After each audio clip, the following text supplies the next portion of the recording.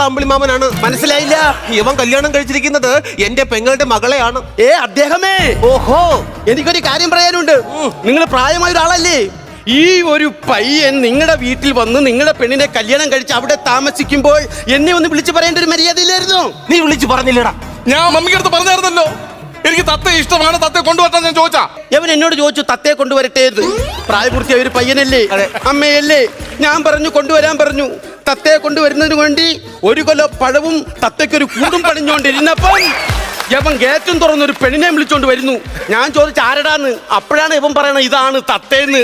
ഞാൻ പറഞ്ഞു ഇറങ്ങടാന്ന്. 18 കിലോയാ ഞാൻ ഒറ്റക്കിരുത്ത് തിന്നത്. എന്തോന്ന്? തത്തയ്ക്കുള്ള തിന.